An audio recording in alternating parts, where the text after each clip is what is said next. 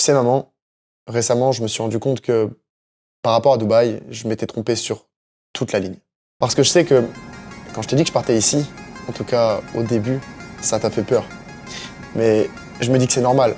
Entre ce qu'on entend aux infos, ce qu'on voit dans les reportages et l'image catastrophique renvoyée par les influenceurs. Selon eux, la méthode miracle pour gagner de l'argent, c'est le copy trading, dont ils font la promotion à longueur de vidéos.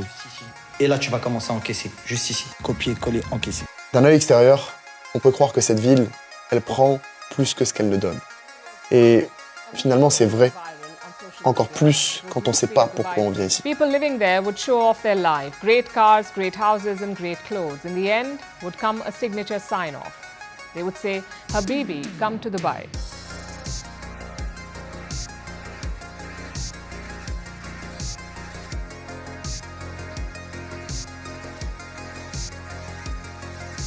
Maman, tu sais, quand je suis arrivé à Dubaï, je croyais que j'allais trouver la clé de la réussite. Je pensais qu'ici, tout irait plus vite, plus facilement.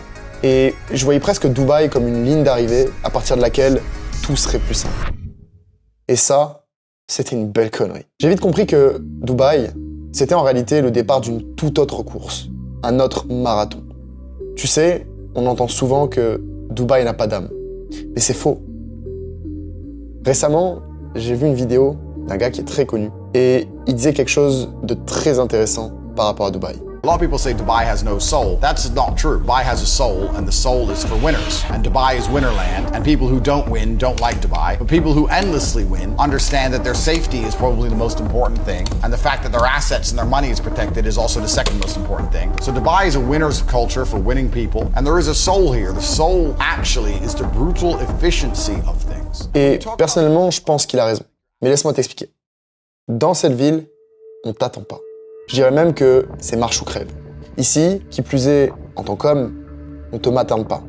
Mais l'avantage par rapport à la France, c'est qu'on ne se sert pas de ce prétexte pour ensuite te mettre des bâtons dans les roues. Donc forcément, si tu te comportes comme un grand garçon, pas de problème. Ici, on te jette dans le grand bain et si t'es pas prêt, tu coules très vite.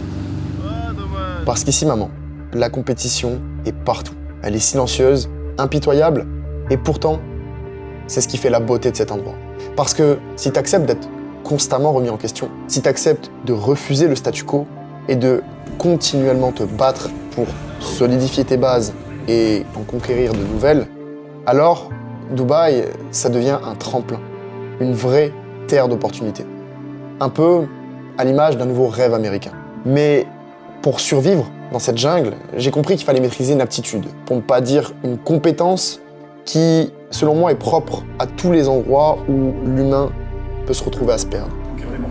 Ouais, c'est très bien ça. Ouais.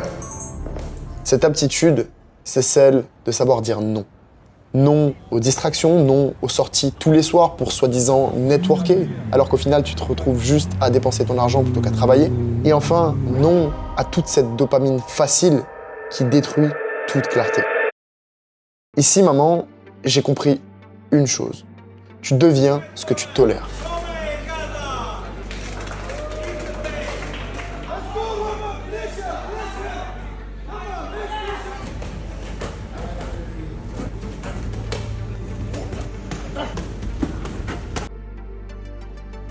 C'est pour ça que pendant cette première année ici, j'ai décidé de vraiment me tenir éloigné de toute forme de distraction. Parce qu'ici, quand tu te retrouves à gagner un petit peu d'argent, tu te rends vite compte que c'est comme si tu retournais en enfance et que c'était Noël tous les jours.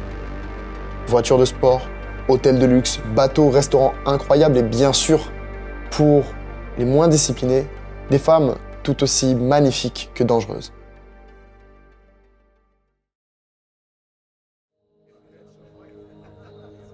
Mais la chance que j'ai eue, c'est d'avoir une maman comme toi qui, depuis toujours, avec papa, m'a appris et transmis la véritable valeur des choses et qui plus est, des relations humaines.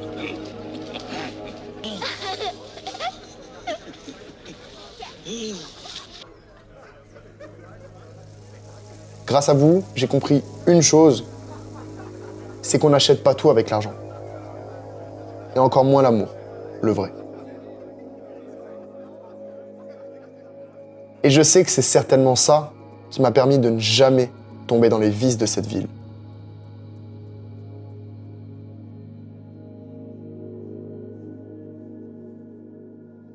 Je me suis rendu compte qu'à force de dire non au superflu, j'ai commencé à dire oui à l'essentiel.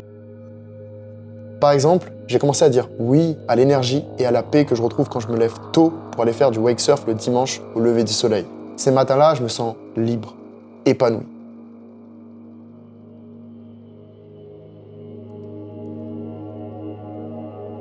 Non pas parce que je réussis financièrement et que grâce à ça, j'ai plus à me soucier des problèmes d'argent, mais parce qu'à ce moment précis, rien d'autre ne compte à part le moment présent.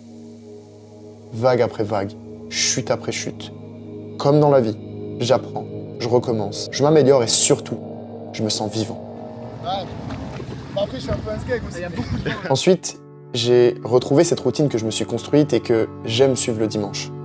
Celle de profiter de tôt le matin jusqu'à tard le soir. Ce jour-là, j'ai rejoint mes amis et eux, ils habitent de l'autre côté de la ville, dans un complexe hôtelier qui est juste incroyable, une résidence 5 étoiles.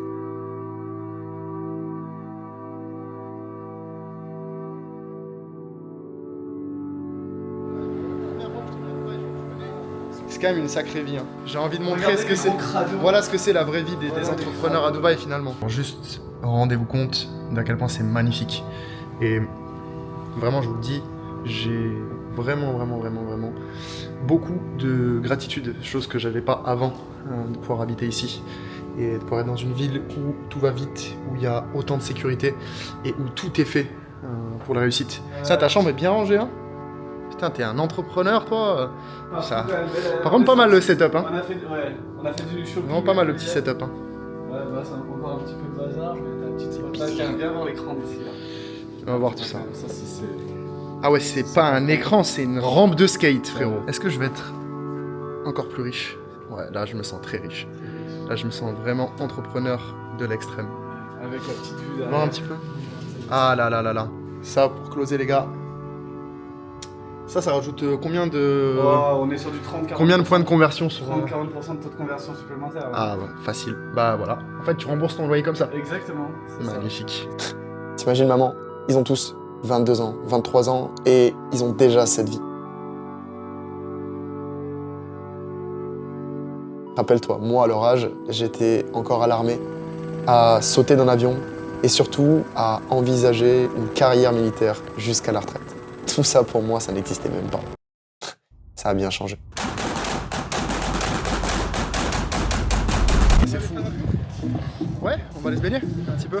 Et comme si ça suffisait pas et que cette journée n'était pas déjà assez géniale, en milieu d'après-midi, on est parti rejoindre d'autres amis sur un yacht qu'on avait loué pour la journée, de manière à profiter de l'après-midi et du coucher de soleil face à la palme. D'ailleurs, comme je t'en ai parlé juste avant, j'en ai profité pour filmer quelques échanges avec des amis entrepreneurs. Comme par exemple Justine. Elle a presque le même âge que moi et aujourd'hui, je peux dire que c'est vraiment une amie chère à mes yeux. Mais c'est aussi une entrepreneuse accomplie qui bouscule les codes et qui, en moins de 5 ans, a été capable de créer un empire. Je vais présenter Justine pour ceux qui la connaissent pas. Justine, c'est une amie entrepreneuse que j'ai rencontrée en 2022, je crois, au séminaire de Manoa, qui aurait dû être là, mais qui n'est pas là. Donc oui, j'ai encore plus de comptes à régler avec lui qu'avec toi, mais ça sera pour plus tard. Justine, est-ce que tu peux me dire très rapidement ce que tu fais et te présenter Allez, on va t'entendre, ça va. Ah, t'arrives pas à te présenter, tu sais pas ce que tu fais. Si, je sais ce que je fais, mais vas-y. Ok, moi c'est Justine. Et t'as tellement pas l'habitude que je fais du contenu que c'est pas habitué. Les gars, je fais tellement jamais de contenu. Même quand j'ai des interviews, genre à chaque fois je suis en mode, je sais me présenter, tu vois, et on me dit, vas-y Justine, présente-toi. Le pire, c'est qu'il y a des mecs qui vont regarder cette vidéo et qui vont rigoler. Si seulement ils savaient, ce que tu fais et l'ampleur du mouvement que tu as créé. Donc vas-y Justine, reprends-toi. Ça fait 5 ans que je me suis lancée dans l'entrepreneuriat. Je me suis lancée d'abord en community manager. Ouais. Et je partageais mon lifestyle sur Instagram, genre j'étais à Bali, je fais la belle vie, petite villa, bref, tu connais Bali. Voilà. Et tout le monde me disait, mais Justine, comment la tu fais? typique de Bali. C'est vrai, franchement je sortais tous les soirs, je fais des petits brunchs, des petites photos, des massages, des pieds, genre tous les 2 jours. La meuf de Bali. J'étais queen of London. Et moi de base je voulais juste trouver des clients pour mes prestations freelance. Ouais. Et montrer genre mon travail, ma vie et tout. Et en fait, il y a plein de filles qui ont commencé à me dire comment tu fais. Et moi, j'étais en mode en fait, j'aurais allé à l'école et devenir community manager. Et après, il y a des filles qui m'ont dit non, Justine, on veut que ce soit toi qui nous apprenne. Parce qu'on nous fait confiance. Et je me suis dit vas-y, je me lance. Et en fait, j'ai d'abord fait du coaching et après, j'ai lancé Liberté Digitale. Et là, ça fait 4 ans. Bientôt 4 ans, oui, ça fait 3 ans et demi que j'ai lancé Liberté Digitale. On a plus de 5000 élèves dans la formation et on accompagne les femmes à devenir community manager. Magnifique. C'est aujourd'hui la plus grosse entreprise de formation sur le métier de community manager en France. Ouais.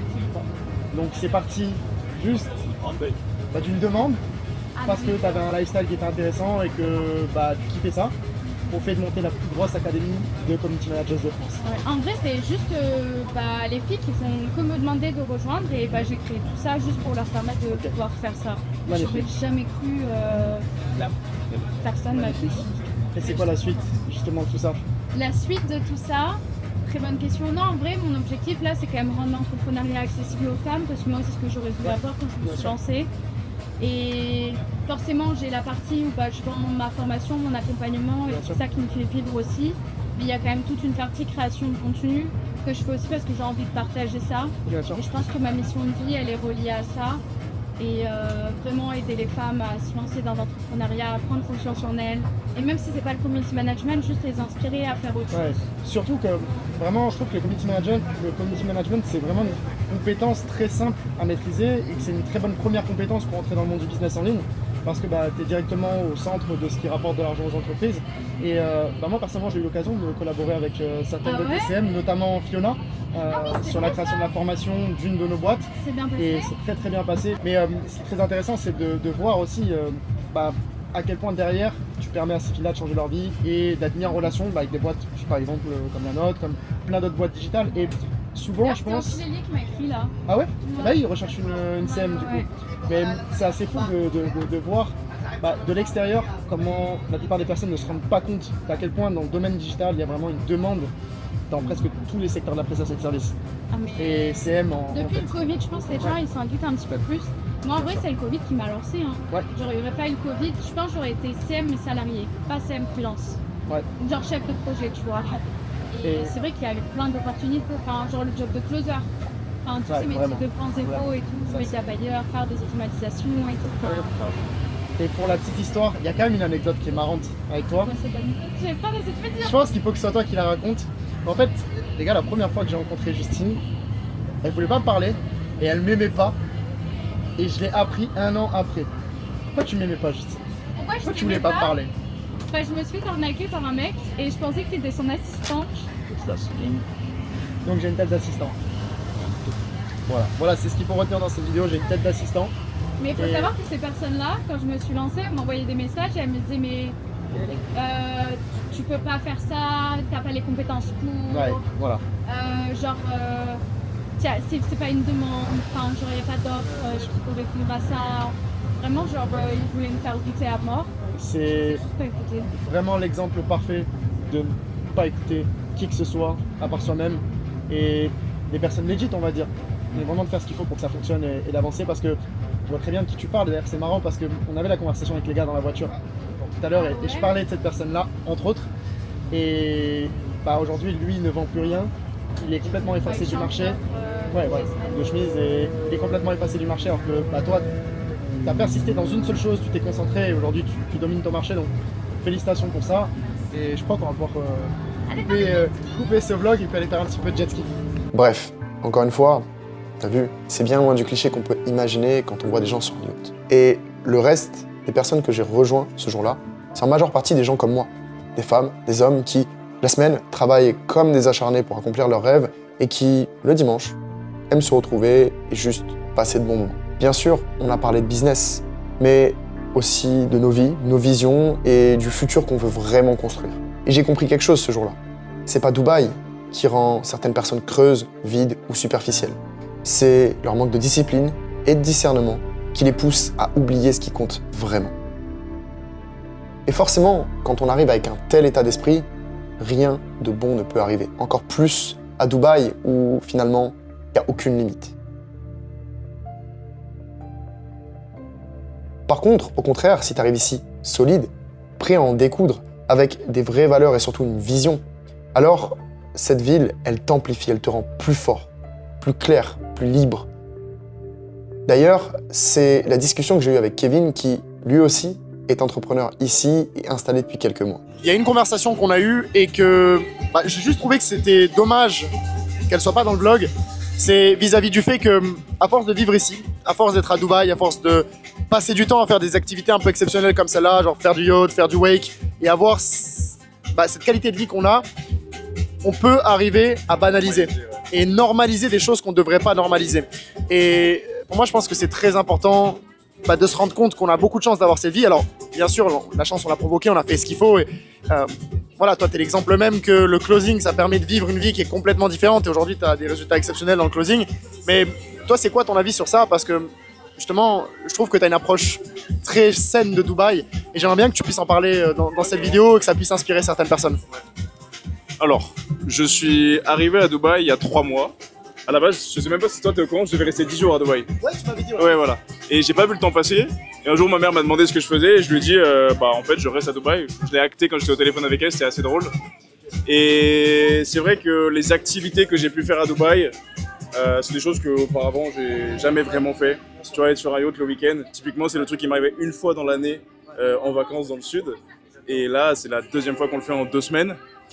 Et à Dubaï, c'est quand même vachement bling bling, on est dans le Parrett, il y a pas mal d'activités qui sont instagrammables, qui passent bien et qui sont des activités que en France uniquement les riches peuvent se permettre.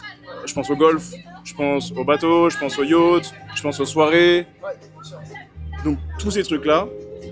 Et en fait, je me suis vite rendu compte que très rapidement, je pouvais tomber dans ce truc de je normalise ces activités, ça me paraît normal, je le banalise et en fait c'est mon quotidien.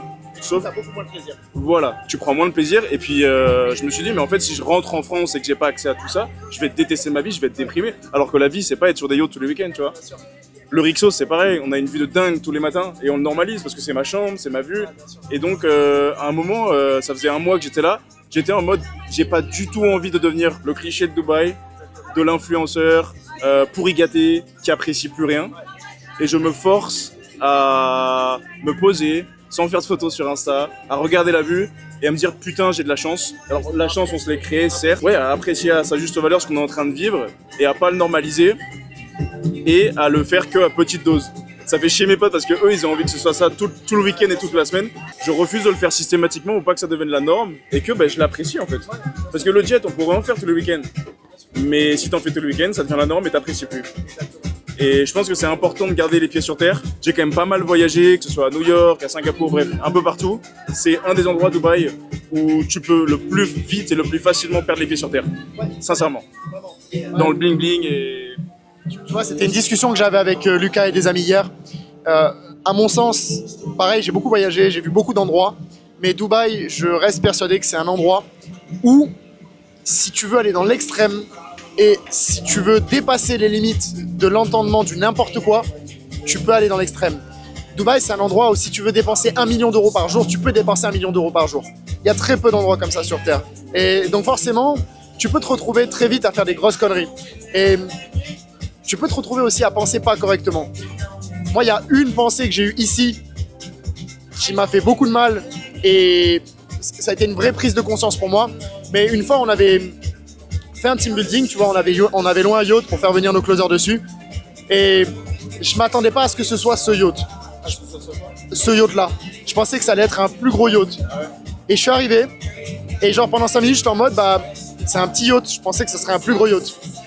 Et 5 minutes après, je me suis posé, j'ai réfléchi, je me suis dit, mais en fait, t'es un sgeg, tu vois, t'es un trou du cul. Ta mère, elle est jamais allée sur yacht. Ta mère, elle sait même pas ce que c'est un yacht. Il y a 5 ans, tu gagnais 2 000 euros par mois, t'étais à l'armée, t'avais même pas 10 euros pour remplir ton frigo. Et là, aujourd'hui, t'es sur un yacht qui est plus petit que ce que tu pensais et t'es pas content. Et c'est là que je me suis dit, j'ai un grave problème, tu vois. Il faut vraiment que je travaille sur moi. Parce que c'est ça l'effet néfaste de Dubaï, dont beaucoup de personnes ne se rendent pas compte, c'est que ça change tes standards. Mais c'est exactement la chose que je disais à Justine, c'est qu'aujourd'hui, j'aborde les choses pas comme un riche, pas comme quelqu'un qui a beaucoup d'argent, comme un pauvre. Je les aborde vraiment comme un pauvre qui a de l'argent. Je suis quelqu'un qui n'avait pas d'argent, qui s'est retrouvé à avoir de l'argent et qui aujourd'hui profite de ces choses-là. Mais je pense qu'il faut être capable surtout en tant que personnes qui se sont fait de zéro, comme tu dis, de garder les pieds sur terre et d'apprécier chacun des moments qu'on a ici. Parce que demain, tout peut s'arrêter. Tout peut s'arrêter parce que le business, on sait jamais comment ça peut changer. Mais encore une fois, la vie, elle peut s'arrêter du jour au lendemain. Donc je pense qu'il faut être capable de tout profiter, de profiter de tout. 1% de la population de Dubaï. Je pense que c'est 1% de la population de Dubaï qui réfléchit comme tu réfléchis ou comme je réfléchis. Ça, pour moi, c'est une des raisons qui fait aussi que c'est difficile pour moi de me créer un cercle social ici. Parce que c'est très facile d'avoir des potes à Dubaï, mais c'est très difficile d'avoir des amis.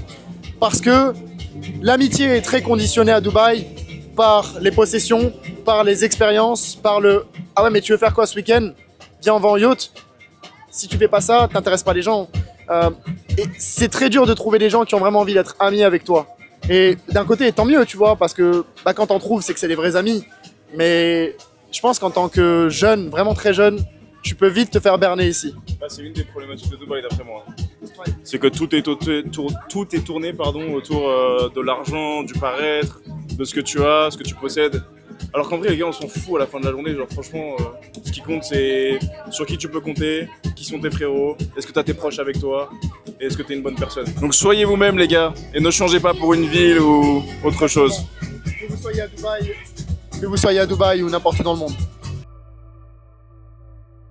Bon, c'est déjà bientôt la fin de cette vidéo, maman. Tu sais, j'ai longtemps critiqué ce que je comprenais pas. J'ai même dit que cette ville était fausse, qu'elle n'avait pas d'âme et que j'y retrouvais pas ma place. Mais ce que j'ai compris, c'est que Dubaï, comme tout endroit, ne peut pas avoir que des points positifs. Et que, peu importe où on va, il y a toujours une balance à faire entre avantages et inconvénients. Mais ce que j'ai surtout compris, c'est que cette ville, plus que les autres, elle agit comme un miroir. Elle te renvoie ce que tu veux bien regarder et elle amplifie ce que tu tolères. Mais ça, je me suis rendu compte que ça vaut pour tout dans la vie. Tu sais, maman, je suis pas juste en train de réussir. Je suis en train de vivre et plus simplement d'exister. Et ça, parce qu'ici, je suis enfin en train de créer des choses qui me ressemblent avec des gens qui me ressemblent. J'ai enfin l'impression d'avancer sur tous les plans. Parce qu'ici, j'ai trouvé quelque chose de rare. La paix. Dans le mouvement, la conquête et dans l'accomplissement. Et même si, bien évidemment, tout n'est pas parfait, même si parfois je doute encore, pour la première fois depuis très longtemps, je me sens enfin à ma place. Mais c'est pas Dubaï qui m'a changé. C'est le fait d'avoir osé partir, d'avoir accepté de me perdre dans l'immensité de cette ville et de sa richesse. Et ça, pour pouvoir mieux me retrouver. Alors maman, j'ai envie de te dire une chose. Merci de m'avoir toujours soutenu dans mes prises de risques. Merci d'avoir toujours cru en moi. Et surtout, merci de m'avoir toujours appris ce qui compte vraiment dans la vie. Gros bisous.